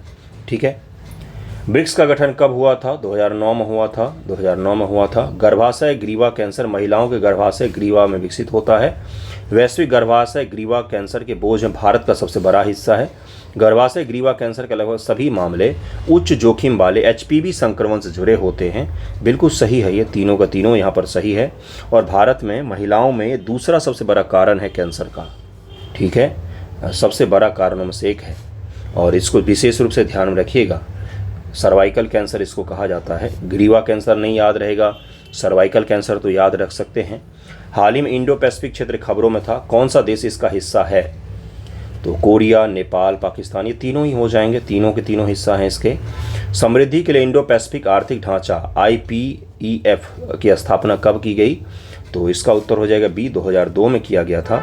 IPEF की शुरुआत 23 मई 2022 को, 2022 बोल दिया, 2022 को जापान में हुआ है, जिसमें 14 देश शामिल हैं। IPEF का उद्देश्य क्षेत्र में विकास, आर्थिक स्थिरता, समृद्धि को आगे बढ़ाना है। कौन सा देश समृद्धि के लिए इंडो पैसिफिक आर्थिक ढांचे का हिस्सा नहीं है, कौन सा देश इस संगठन का जिसका 2022 में स्थापित उसका हिस्सा नहीं है, तो म्यांमार इसका हिस्सा नहीं है। इस संगठन के बारे में इंग्लिश में भी बता देता हूं क्योंकि हिंदी नाम कई बार आप याद नहीं रख पाते हैं। Indo Pacific economic framework for prosperity, Indo Pacific economic framework for prosperity, IPEF इसका नाम है। जापान में 2022 में स्थापित हुआ है। देखिए यहाँ पर यह है Australia, Brunei, Fiji, Bharat, Indonesia, Japan, दक्षिण Korea, Malaysia, New Zealand, Philippines, Singapore, Thailand, America और वियतनाम। चीन को छोड़कर बाकी इस एरिया के सारे बड़े देश इसका हिस्सा हैं। इसको विशेष रूप से ध्यान रखिएगा। IPEF 10 मुख्य स्तंभों पर आधारित है। इस ढांचे के फोकस क्षेत्र स्वच्छ ऊर्जा, भ्रष्टाचार विरोधी और कर उपाय हैं। दूसरा सही हो जाएगा। इसमें 4 ही मुख्य स्तंभ हैं: निष्पक्ष व लचीला व्यापार, आपूर्ति श्रृंखला लचीलापन, स्वच्छ अर्थव्यवस्था और निष्पक्ष अर्थव्यवस्था। कर और भ्रष्टाचार विरोधी नीतियां होनी चाहिए। ये 4 ही स्तंभ पर IPEF का निर्माण किया गया है। स्वच्छ और निष्पक्ष अर्थव्यवस्था पर समझौता किस संगठन से संबंधित है? तो ये किससे संबंधित है? 18 का आंसर क्या हो जाएगा? ये IPEF से संबंधित है। Indo Pacific economic framework for prosperity, उसी के तहत में स्वच्छ और निष्पक्ष अर्थव्यवस्था बनाने के लिए अलग से समझौता किया गया है। समृद्धि के लिए इंडो पैसिफिक आर्थिक ढांचे कितने सदस्य देश हैं? कितना सारा सवाल मैंने एक टॉपिक से बनाया है आप लोगों के लिए। 14 सदस्य देश हैं। हाल ही में शतरंज ओलंपियाड चर्चा में था या कहाँ पर आयोजित किया गया था? तो हंगरी में आयोजित हुआ है। और इसमें हमने खूब सारा पुरस्कार जीता है। 45वां शतरंज ओलंपियाड बुडापेस्ट हंगरी में अंतर्राष्ट्रीय शतरंज महासंघ द्वारा आयोजित एक अंतर्राष्ट्रीय टीम शतरंज प्रतियोगिता थी। 45वें शतरंज ओलंपियाड में ओपन और महिला दोनों वर्ग में किस देश ने स्वर्ण पदक जीता है? तो भारत ने जीता है दोनों में स्वर्ण। पुरुष और महिला दोनों में भारत ने यहाँ पर स्वर्ण पदक जीता है। शतरंज ओलंपियाड महिलाओं के स्पर्धा में स्वर्ण पदक किसने जीता है? तो दिव्या देशमुख इनका नाम है। हंगरी की राजधानी कहाँ है? तो ये बुडापेस्ट है। यहीं पर ये आयोजित हुआ था और इसमें हमने दोनों में स्वर्ण पदक जीता है। हाल ही पॉक्सो अधिनियम चर्चा में था। ये कब लागू हुआ था? तो ये लागू हुआ था 2011 ईस्वी में। 2011 में लागू हुआ था। 2012 में लागू हुआ था। 2012 में लागू हुआ था। भारत ने बाल अधिकार पर संयुक्त राष्ट्र कन्वेंशन का अनुसमर्थन कब किया? UN का कन्वेंशन है चाइल्ड राइट को लेकर। इस पर भारत ने कब किया? तो 1992 ईस्वी में ही किया, 1992 को ही किया। प्राथमिक डेयरी और मत्स्य सहकारी समितियों गठन और सुदृढ़ीकरण पर दिशा निर्देश किसके द्वारा दिए गए हैं? तो सहकारिता मंत्रालय के द्वारा दिए गए हैं। अगला सवाल है, प्राथमिक डेयरी और मत्स्य सहकारी समितियों के गठन और सुदृढ़ीकरण पर दिशा निर्देश किसके द्वारा दिए गए हैं? इस सवाल को इंग्लिश में भी देखेंगे हम लोग। क्यों देखेंगे? क्योंकि कठिन शब्द कई बार इंग्लिश में आपको अच्छे से याद रहते हैं। देखिए लिखा हुआ है कि guideline on formation of strengthening of primary dairy fisheries cooperative society is given by, किसने दिया है? तो मिनिस्ट्री ऑफ कॉर्पोरेशन, सहकारी मंत्रालय ने दिया था। सहकारी मंत्रालय के मिनिस्टर कौन है अभी? तो वर्तमान अमित शाह जी हैं। सहकारिता में सहयोग पर मानक संचालन प्रक्रिया किसके द्वारा शुरू किया गया है? तो ये अमित शाह जी के द्वारा शुरू किया गया। अमित शाह जी ने 2 लाख नए PACs, ठीक ना, PACs श्वेत क्रांति 2.0 का शुभारंभ किया है। श्वेत क्रांति किससे रिलेटेड था? तो डॉक्टर वर्गीज कुरियन की अगुवाई में शुरू किया गया था दुग्ध उत्पादन को लेकर। एक समय भारत में दुग्ध उत्पादन बिल्कुल भी नहीं होता था, लेकिन श्वेत क्रांति के रिवॉल्यूशन के समय में क्या हुआ कि भारत दुनिया का सबसे ज़्यादा दुग्ध उत्पादित करने वाला देश बन गया और आज भी भारत ही है। अब इसको और एक अप लेवल पर ले जाने की हम कोशिश करने वाले हैं। प्राथमिक डेयरी और मत्स्य सहकारी समितियों गठन व सुदृढ़ीकरण पर दिशा निर्देश, सहकारिता में सहयोग पर मानक संचालन प्रक्रिया की शुरुआत गृह मंत्री अमित शाह जी द्वारा, और सहकारी मंत्री भी वही हैं, उन्हीं के द्वारा किया गया। सहकारी मंत्रालय की स्थापना कब हुई थी बंधुओं? तो 2021 ईस्वी में किया गया था। 2021 ईस्वी में हुआ है और इसके मंत्री कौन बने हैं? तो अमित शाह जी ही बने हैं। अब डेयरी से जुड़ी कोई भी मशीनरी विदेश से आयात करने की जरूरत नहीं है। 100% उत्पादन भारत में ही होगा। एक बार 2 लाख प्राथमिक सहकारी समितियां पंजीकृत हो जाएं तो देश में एक भी पंचायत ऐसी नहीं रहेगी जहां पर पैक्स डेयरी या मत्स्य सहकारी समिति ना हो। यही लक्ष्य रखा गया अमित शाह जी का। ये न्यूज़ में ही था, उन्हीं का बयान था, इसीलिए मैंने ये डाल दिया कि कभी आप भूले ना इस चीज़ को। ओके। नई प्राथमिक कृषि ऋण समितियों की स्थापना और उन्हें मजबूत करने के लिए सरकार द्वारा घोषित लक्ष्य क्या है? सरकार के द्वारा घोषित लक्ष्य है कि 2 लाख प्राथमिक ऋण साख समितियां बनाना है जो आपस में ऋण भी दे सकती हैं और लोगों को सहकारिता को बढ़ावा देने में मदद कर सकती हैं। अमित शाह जी ने श्वेत क्रांति 2.0 सहकारी समितियों के बीच सहयोग पर मानक संचालन प्रक्रिया के साथ साथ 2 लाख नई प्राथमिक कृषि ऋण समितियां, जिनको PACs कहा जाता है, प्राथमिक डेयरी और मत्स्य सहकारी समितियों गठन और सुदृढ़ीकरण पर भी दिशा निर्देश जारी किए थे। अगला सवाल है, प्राथमिक कृषि ऋण समितियां निम्नलिखित को ऋण प्रदान करती हैं। जो प्राइमरी क्या हो, एग्रीकल्चर क्रेडिट सोसाइटी होता है, ठीक ना। तो ये जो सोसाइटी होते हैं ये किसको ऋण प्रदान करते हैं? तो इसका उत्तर हो जाएगा डी सारे को। मत्स्य पालन, सस्ते अनाज की दुकान, पेट्रोल पंप, सस्ती दवा की दुकान, इन सभी को ये ऋण प्रदान कर सकते हैं, सभी के लिए ऋण प्रदान कर सकते हैं। अमित शाह जी ने पीएससीज के कृषि के अल्पावधि ऋण देने का काम करते हैं, लेकिन अब पीएससीज को डेयरी, मछली पालन, गोदाम, सस्ते अनाज की दुकान, दवा की दुकान, पेट्रोल पंप, एलपीजी सिलेंडर, जल वितरण जैसी चीज़ों से भी जोड़ दिया गया है। इसके साथ ही हर पंचायत में बनने वाली पीएससीज हमारे त्रिस्तरीय सहकारी ढांचे की मजबूती का काम करेंगी। पंचायत स्तर पर अगर प्राथमिक एग्रीकल्चर क्रेडिट सोसाइटी होगी तो कृषि के अलावा और भी जो छोटे छोटे उद्योग धंधे होते हैं उनको भी क्रेडिट दे सकेंगी, यानी कि ऋण दे सकेंगी। और इस स्तर पर जब ये ऋण बांटेंगे तो क्या हो जाएगा, सबसे पहले मदद के लिए लोग कहाँ पर जाएंगे, सेठ साहूकारों की जगह पर इन प्राथमिक कृषि ऋण समितियाँ जो होंगी यहाँ पर जाएंगे। और उससे क्या होगा, तो जो हमारा अनौपचारिक क्षेत्र है जहाँ से किसान ऋण लेते हैं उनका शोषण ज़्यादा होता है, सेठ साहूकार हो गए, अमीर लोग हो गए, उनसे बच जाएंगे वो। एक संस्थागत तरीके से उनको ऋण मिल पाएगा। हाल ही में पंचमहल और बनासकाठा जिला चर्चा में है। ये कहाँ पर है, तो ये गुजरात में है। पंचमहल और बनासकाठा जिला गुजरात में है। अमित शाह जी ने सहकारिता में सहयोग के रूप में एक महत्वपूर्ण पहल की। उन्होंने कहा कि इसके तहत हमने गुजरात के 2 जिले पंचमहाल और बनासकाठा का प्रयोग किया है। हमने सहकारी क्षेत्र की सभी संस्थाओं के बैंक खाते सहकारी बैंक में खोलने का निर्णय लिया है। और इसके अलावा प्राथमिक सहकारी समिति, दुग्ध उत्पादक समिति, इन सभी के लिए भी क्रेडिट डेबिट कार्ड शुरू किए गए हैं। तो ये दोनों जिले ऐसे हैं जहां पर इस योजना की शुरुआत की गई थी। और इस पायलट प्रोजेक्ट के रूप में हमने सीखा इसी 2 जिलों से जहां पर खूब अच्छे तरीके से सहकारी समितियां काम कर रही हैं। भारत में सहकारी बैंकों का विनियमन निम्नलिखित के द्वारा किया जाता है। इस प्रकार के सवाल पूछ सकता है आपसे। तो बैंकिंग विनिमय अधिनियम 1949 और बैंकिंग कानून सहकारी समिति अधिनियम 1955, इन दोनों एक्ट के द्वारा भारत में सहकारी बैंकों का रेगुलेशन किया जाता है। राष्ट्रीय डेयरी विकास बोर्ड का मुख्यालय कहाँ पर है, तो इसका गुजरात मुख्यालय है। एनडीडीबी का गुजरात में है, गुजरात में है, ध्यान रखिएगा। आनंदा मिल्क लिमिटेड, अमूल जो है, देखिए आज़ादी के पश्चात सरदार पटेल जो हैं उनका बड़ा योगदान रहा गुजरात में सहकारिता को डेवलप करने में। गुजरात में उससे पहले सेठ साहूकारों का दबदबा रहता था दुग्ध उत्पादन के क्षेत्रों में और बाकी जगहों पर।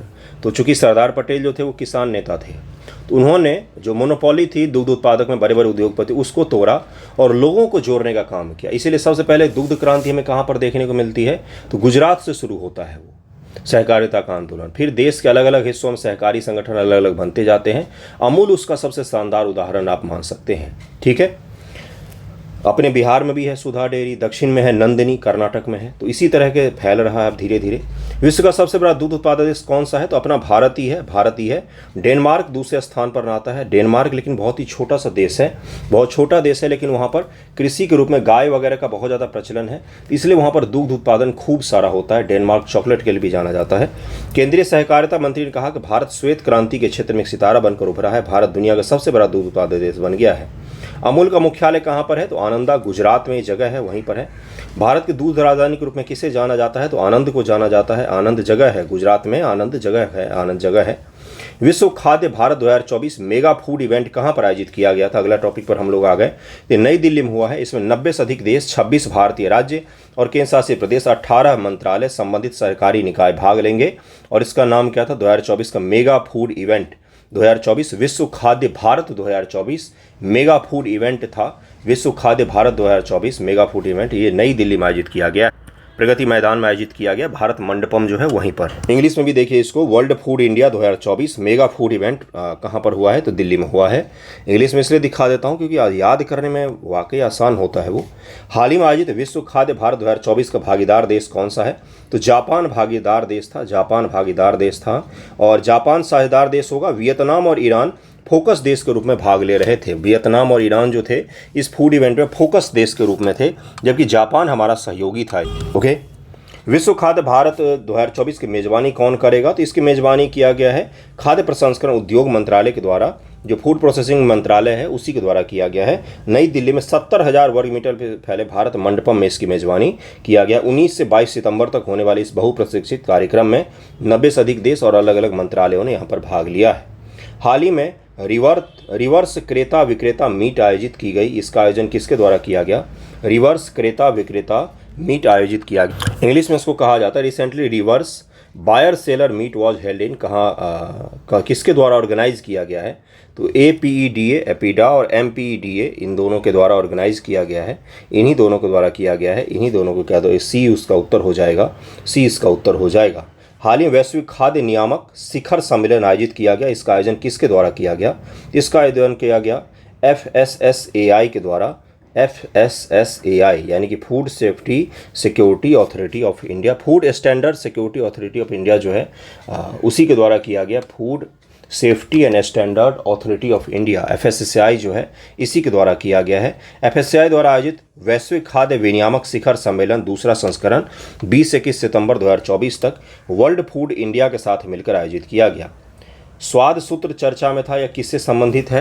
ये ट्रांसलेटेड नहीं है, बिल्कुल सही लिखा हुआ है, स्वाद सूत्र ही है, स्वाद सूत्र ही है। इसका उत्तर हो जाएगा सी, क्षेत्रीय व्यंजनों का प्रदर्शन।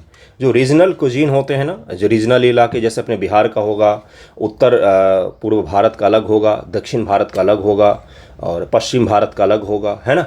तो अलग अलग रीजन के जो भोजन होते हैं उनको प्रदर्शित करने के लिए स्वाद सूत्र चर्चा में ये पहल शुरू किया गया था उसी बैठक के दौरान। विश्व खाद्य भारत जो हुआ है, वर्ल्ड फूड इंडिया 2024, आयोजकों ने पूरे भारत के क्षेत्रीय व्यंजनों को प्रदर्शित करने के लिए स्वाद सूत्र नामक एक पाक प्रतियोगिता शुरू की थी, जिसमें अलग अलग रीजन जो हैं देश के, जहाँ के अपने देश का भोजन बहुत ही समृद्ध माना जाता है। हम भारत के लोग जो हैं ये काफ़ी अच्छा खाना खाते हैं, हम प्रकृति से जुड़ा हुआ खाना खाते हैं। तो देश का हर रीजन जो है उसका भोजन अलग है, वहाँ के ज्योग्राफी के हिसाब से है, भूगोल आपके भोजन को प्रभावित करता है ना। तो उसी हिसाब के उसी चीज़ को दिखाने के लिए कि भारत में अलग अलग रीजन में कितनी समृद्धता है भोजन को लेकर, तो स्वाद सूत्र एक प्रतियोगिता आयोजित किया गया इसी के दौरान, इसको भी ध्यान रखिएगा। हाल ही में अमेरिकी फेडरल रिजर्व खबरों में था, इसका मुख्यालय कहाँ पर है? इसका मुख्यालय वाशिंगटन DC में है, अमेरिकन फेडरल रिजर्व का। निम्नलिखित कथनों पर विचार कीजिए। संतृप्त वसा को ट्रांस वसा भी कहा जाता है।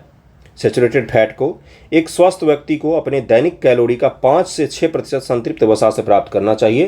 ट्रांस फैट से हृदय रोग का खतरा बढ़ता है। 19 का आंसर क्या हो जाएगा? Trans fat. आपने अगर गुड डे बिस्किट लिया होगा तो उस पर लिखा रहता है नो ट्रांस फैट। क्यों लिखा रहता है?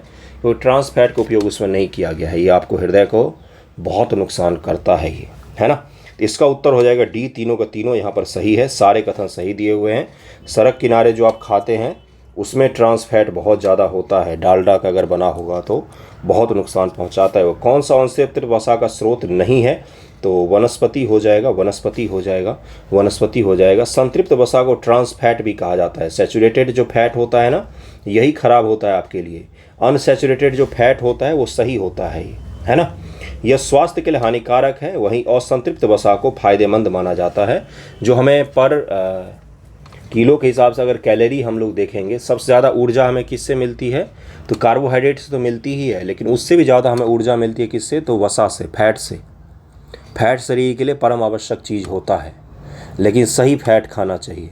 तो अनसैचुरेटेड फैट का सबसे अच्छा सोर्स होता है अपना देसी घी। इससे पहले भी मैंने आपको बताया है। तो सैचुरेटेड फैट जो होता है वो हमारे लिए ख़राब होता है, अनसैचुरेटेड फैट जो होता है हमारे लिए सही होता है। ओके। संतृप्त वसा लाल मांस, मुर्गी जैसे पशु स्रोतों से आती है, जबकि असंतृप्त वसा जैतून, एवोकाडो, मेवो जैसे पादप स्रोतों से आती है। अमेरिकी हार्ट एसोसिएशन के अनुसार एक स्वस्थ व्यक्ति को अपनी दैनिक कैलोरी का 5 से 6% संतृप्त वसा से प्राप्त करना चाहिए। ट्रांस वसा हृदय रोग और टाइप 2 मधुमेह को जोखिम बढ़ाता है। ट्रांस वसा आंशिक रूप से हाइड्रोजनीकृत वनस्पति तेल, वनस्पति और मार्जरीन में पाए जाते हैं, जो हमें नुकसान पहुँचाते हैं।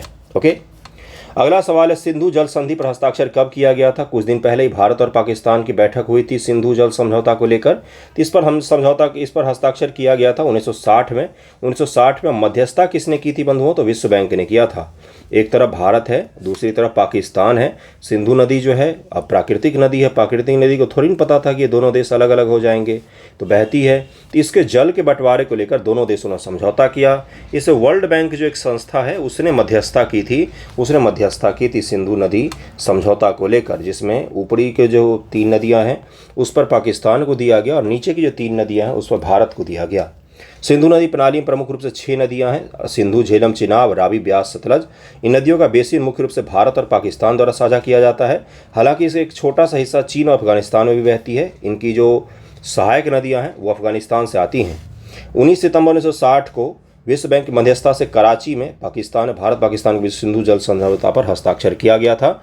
सिंधु जल समझौता पर हस्ताक्षर किया गया था। अगला सवाल है, भारतीय नियंत्रण नदियां हैं झेलम, सतलज और ब्यास।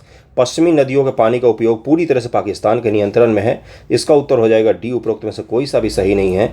इस समझौते के तहत भारत को सिंधु नदी प्रणाली के 3 पूर्वी नदियाँ रावी, सतलज और ब्यास, ये तीनों नीचे की नदियाँ हैं। सिंधु, झेलम, चिनाब ऊपर की हैं। जल पर पूर्ण अधिकार दिया गया, जबकि 3 पश्चिमी नदियाँ झेलम, चिनाब और सिंधु जो ऊपर की नदियाँ हैं, पूर्व पश्चिम से भी ज़्यादा आप अच्छे तरीके से याद रखेंगे, ऊपर और नीचे करके, ठीक है, इन पर पाकिस्तान अधिकार दिया गया। भारत के लिए निर्दिष्ट घरेलू और गैर उपभोग्य और कृषि उपयोगों को छोड़कर बाकी जो पानी है वो सब पाकिस्तान को दिया गया था। इसके साथ ही भारत को रन ऑफ द रिवर परियोजनाओं बनाने का भी अधिकार दिया गया कि आप जो जल की नदी बह रही है, बहती हुई नदी, इसको आप रोक कर डैम नहीं बनाएंगे, बल्कि आप run of the river dam, यानी कि पानी बहता हुआ आप इसी रिवर पर डैम बना सकते हैं जिससे पानी को रोका नहीं जाएगा।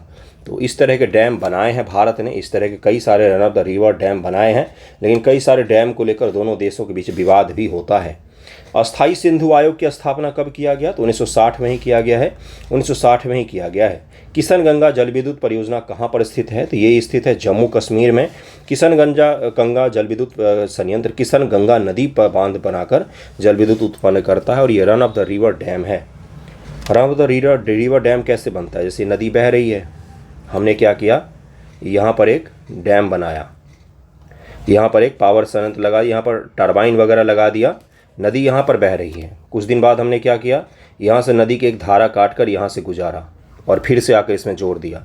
क्या इसके पानी में कोई कमी आई? कोई पानी में कमी नहीं आई, बल्कि पानी के फोर्स को उपयोग करके हमने टरबाइन घुमाकर बिजली पैदा कर लिया और पानी बहता भी रह गया, पानी को हमने को रोका भी ना, तो पानी कम हुआ। इसी को क्या कहा जाता है? Run of the river dam कहा जाता है, जो ग्रीन फील्ड में आता है, मतलब इकोलॉजिकल दृष्टिकोण से सही होता है। ये योजना पर्यावरण को कोई खास नुकसान नहीं पहुंचता है, कुछ भी उत्सर्जन नहीं होता है। जो छोटे डैम होते हैं वो नवीकरणीय स्रोत में आएंगे, जो बड़े डैम होते हैं वो पर्यावरण को फिर नुकसान पहुँचाते हैं। ओके, किशन गंगा जल विद्युत परियोजना का संचालन किसके द्वारा किया जाता है बंधुओं? तो इसका उत्तर हो जाएगा सी, यानी कि NHPC ऑफ इंडिया, यानी कि राष्ट्रीय जल विद्युत निगम को सौंप दिया गया है। 2000 ईस्वी में जम्मू कश्मीर सरकार और भारत सरकार के बीच में समझौता ज्ञापन हुआ था। श्वेत क्रांति 2.0 कहाँ पर कब शुरू किया गया? तो 2024 से शुरू किया गया है, 2024 से शुरू किया गया है। पहला कब शुरू किया गया था? तो 1970 में शुरू किया गया था, 1970 में शुरू किया गया था। डॉक्टर वर्गीज कुरियन को माना जाता है, इसका जनक माना जाता है वर्गीज कुरियन जी को। श्वेत क्रांति के अंतर्गत प्रमुख ब्रांड कौन सा है? तो अमूल ब्रांड था उस समय में, अमूल ब्रांड था। हाल ही में केंद्रीय मंत्रालय ने बायो राइड योजना को मंजूरी दी है, यह किससे संबंधित है? अगला सवाल आ गया है, बायो राइड योजना, ये मैंने डिटेल पढ़ाया था, कैबिनेट ने इसको मंजूरी दी थी, तब मैंने आपको समझाया था। इसका उत्तर हो जाएगा बी, जैव प्रौद्योगिकी के क्षेत्र विकास को लेकर, बायोटेक्नोलॉजी के क्षेत्र में विकास को लेकर बायो राइड योजना को शुरू किया गया है, जिसमें बायोटेक्नोलॉजी को चल रही जितनी भी योजनाएं थी उन सभी को एक अम्ब्रेला स्कीम के तहत में लाया गया है। बायो राइड योजना इसको नाम दिया गया है। केंद्रीय मंत्रिमंडल ने जैव प्रौद्योगिकी के क्षेत्र में अत्याधुनिक अनुसंधान विकास को बढ़ावा देने के लिए बायो राइड योजना को मंजूरी दी है।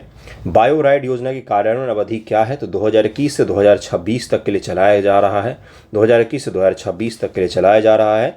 एकीकृत योजना बायो राइड 15वें वित्त आयोग 21-22 से 25-26 की अवधि के दौरान क्रियान्वित की जाएगी। इसके क्रियान्वयन के लिए प्रस्तावित परिव्यय है 9,197 करोड़ रुपया।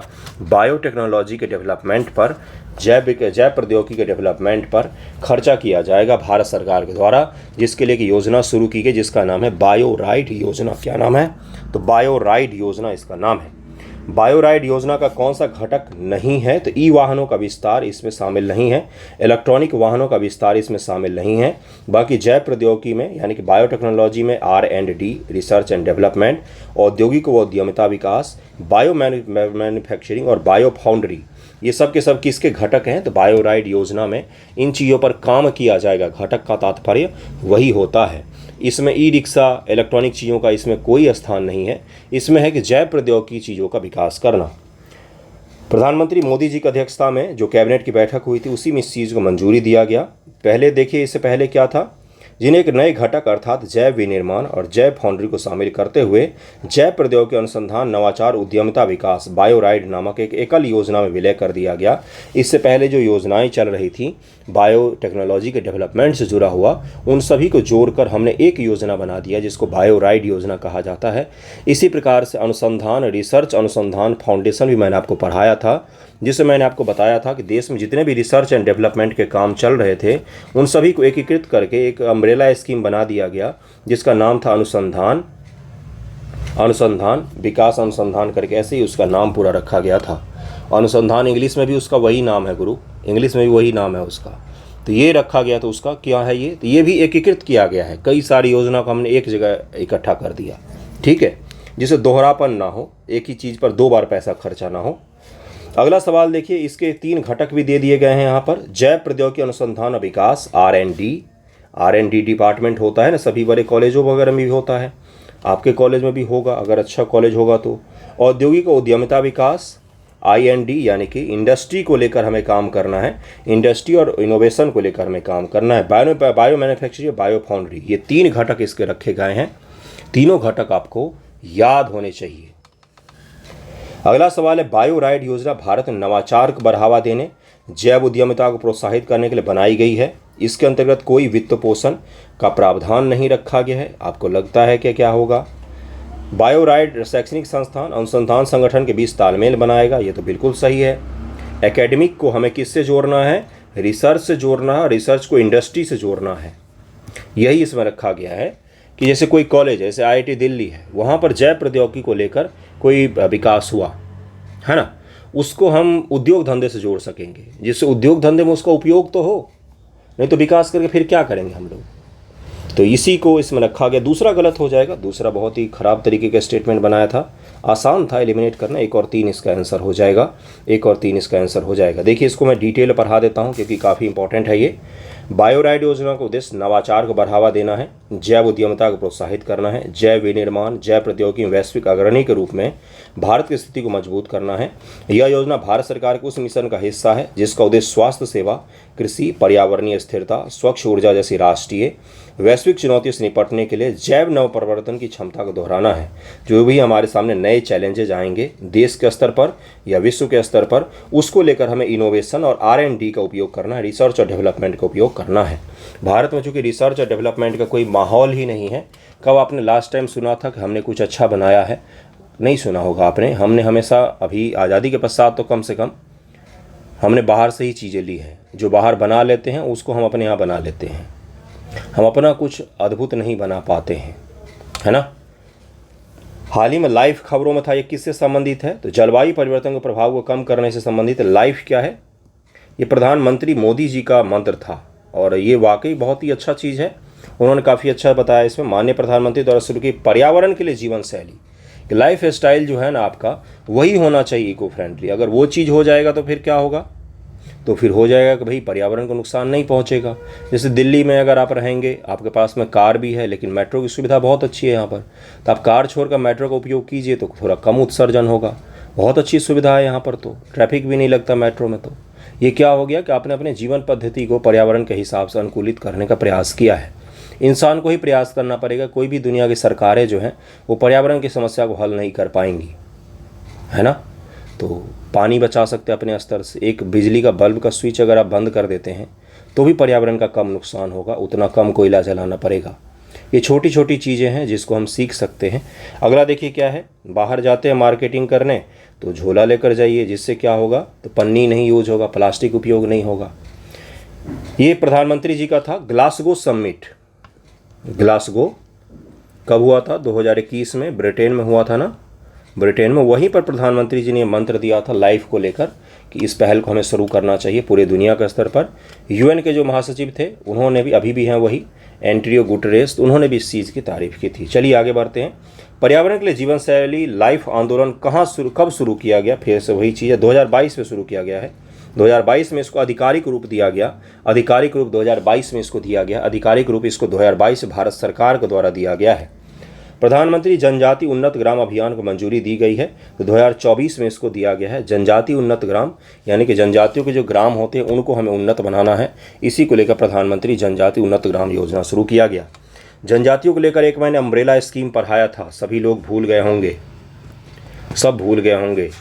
जनमन योजना, जनमन योजना, इसे मैंने पढ़ाया था कि अम्ब्रेला स्कीम है, एक अच्छे जीवन शैली के लिए जो भी कुछ चाहिए वो सब कुछ है इसमें। इसे बिजली से लेकर, आवास से लेकर, भोजन से लेकर, सड़क से लेकर, परिवहन, टेलीकम्युनिकेशन, हर चीज़ की सुविधा उपलब्ध करवाना है। उसी का नाम दिया गया था प्रधानमंत्री जनमन योजना, अम्ब्रेला स्कीम है। बहुत सारे मंत्रालय इसमें शामिल हैं और जनजातियों से जुड़ा हुआ आज तक की सबसे बड़ी परियोजना है ये।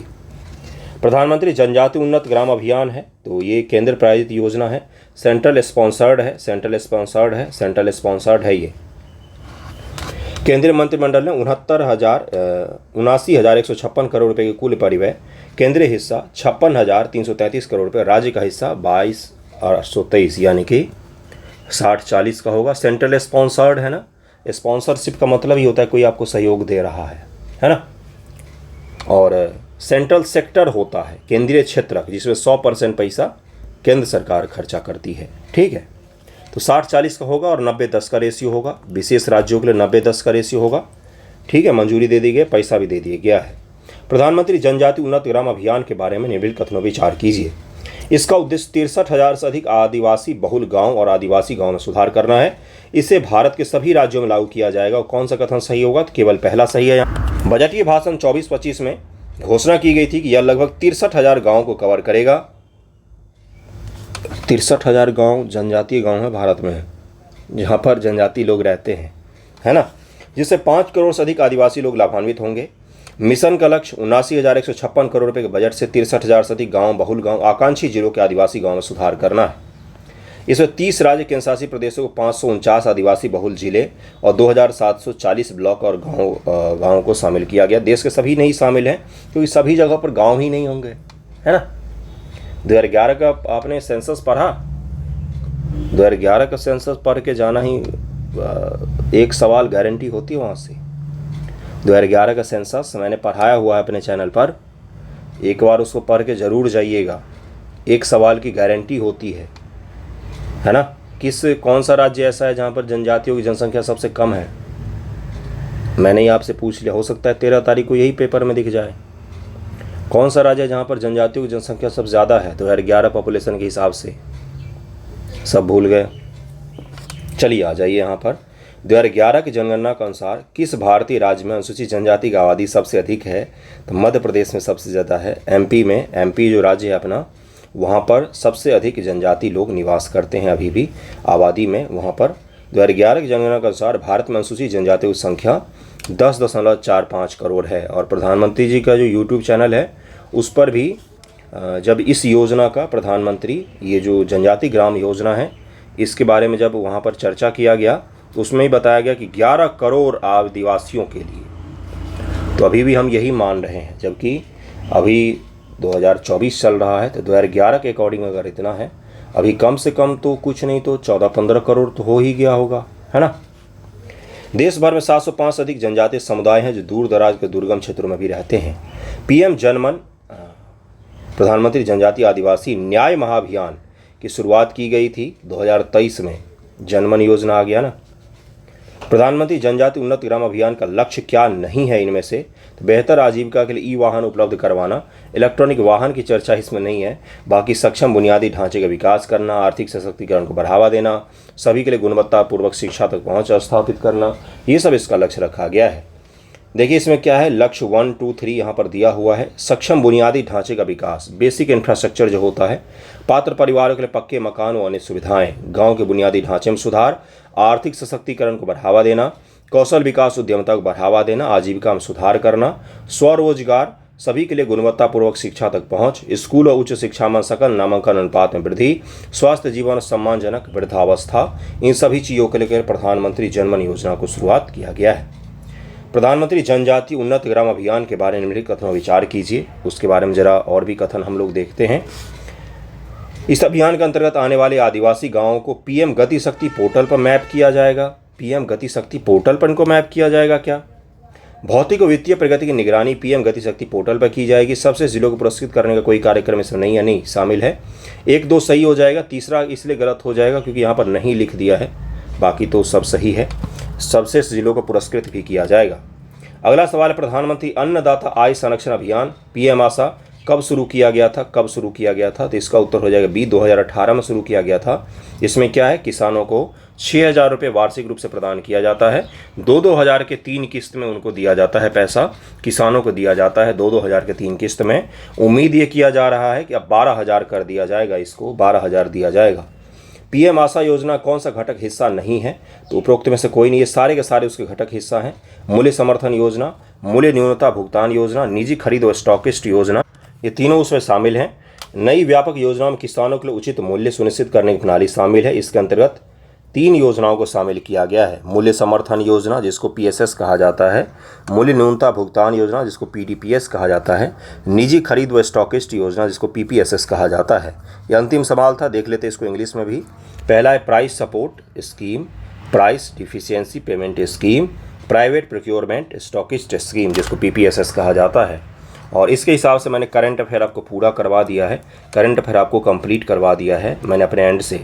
जो थोड़े बहुत छूटे हुए टॉपिक होंगे मैं ढूंढूंगा, मैं अपनी तरफ से एक भी टॉपिक नहीं छोड़ने की कोशिश कर रहा हूं, क्योंकि मुझे लगता है कि सब कुछ पढ़ कर जाइए, जितना ज़्यादा हो सके पढ़ कर जाइए। 70 बीपीएससी, इससे बड़ा वैकेंसी मैंने तो नहीं देखा था कहीं भी पीसीएस एग्जामिनेशन में, और इससे ज़्यादा बेपरवाही भी नहीं देखी थी, अयोग्यता भी नहीं देखी थी।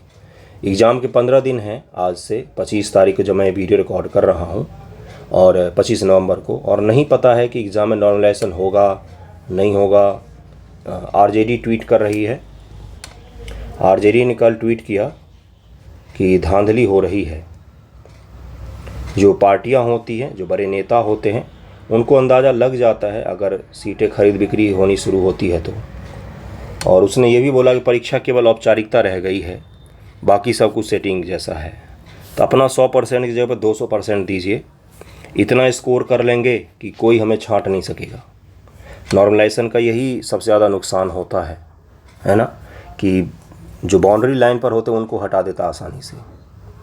जो बहुत अच्छा स्कोर वाले होते हैं वो बच जाते हैं, और जो बाउंड्री रेल के ठीक नीचे वाले होते हैं उनको फ़ायदा हो जाता है। कई बार क्या होता है कि 22 नंबर जिनके आ रहे थे वो घट के आ जाते हैं 13 नंबर पर, और जिनके 14 आ रहे थे वो बढ़कर हो जाता है 20 नंबर।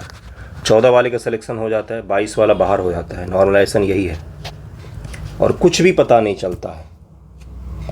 तो इसलिए अपना 200% दीजिए, बाकी किसी भी चीज़ में मत पढ़िएगा, किसी भी चीज़ में नहीं पढ़ना है। नॉर्मलाइजेशन नहीं होना चाहिए, यह अन्याय है। कोई कुछ बोल नहीं रहा है क्योंकि सब सेटिंग हो गया है, इसीलिए नहीं बोल रहा है। ओके, ठीक है, थैंक यू सो मच। निराश नहीं कर रहा हूँ आपको, मैं सुझाव दे रहा हूँ कि अपना 200% दे सकते तो वो भी दीजिए। ठीक है, थैंक यू।